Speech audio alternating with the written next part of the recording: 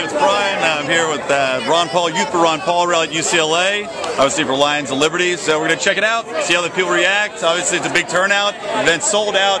They actually had to move it to a larger stadium. And from what I'm seeing, it's pretty massive so far. So we'll see what the man has to say. This is just a bit of the line.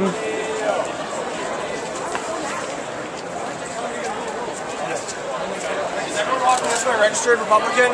Is everyone registered? You see this line stretches way down.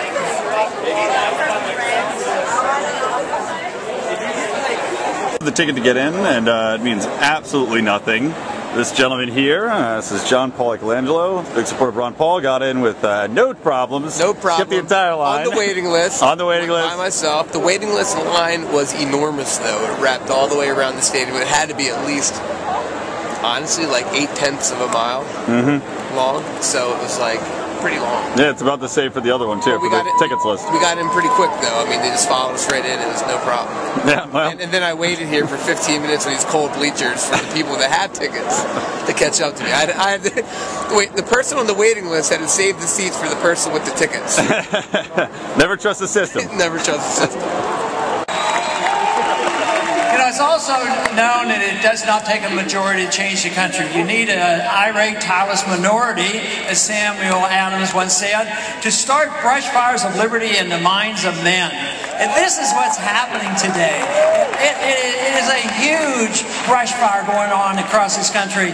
Matter of fact, I get a lot of messages. The freedom movement is not dead around the world either. They are starving for freedom as well. And they have been suffocated just as much as we have been. So freedom, it is contagious. It will spread and has spread.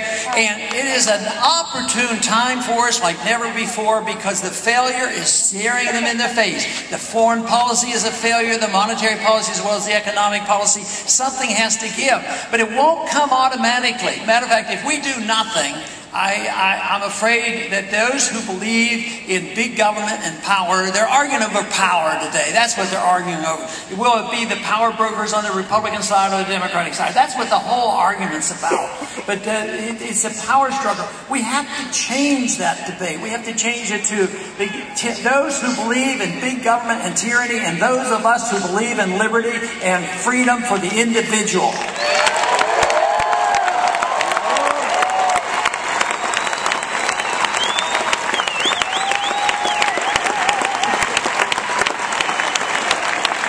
Republican or Democrat, you have the same foreign policy of adventurism and involvement overseas and occupation.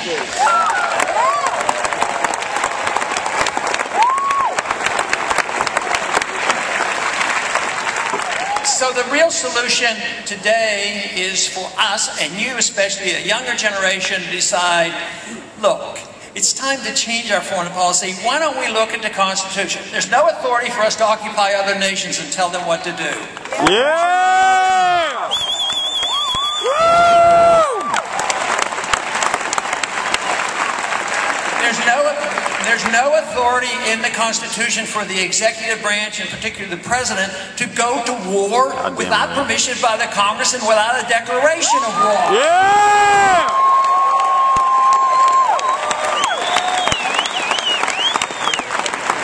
Just think of how much better off we would have been if we had not fought any of the wars since World War II, because none of them were declared and none were really won.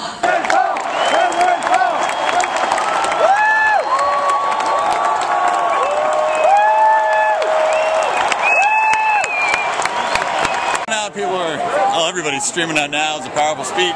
Crowd is into it. Massive bounds of applause. Just an amazing turnout for a guy in California. You'd think this would be a very liberal place, but really a strong turnout for Ron tonight. And frankly, I'm impressed. Interested to see how many people turn out for the primary. You can see there's people still pouring out behind me. So we're doing all right for ourselves here. Lions and Liberty, signing up. Nice.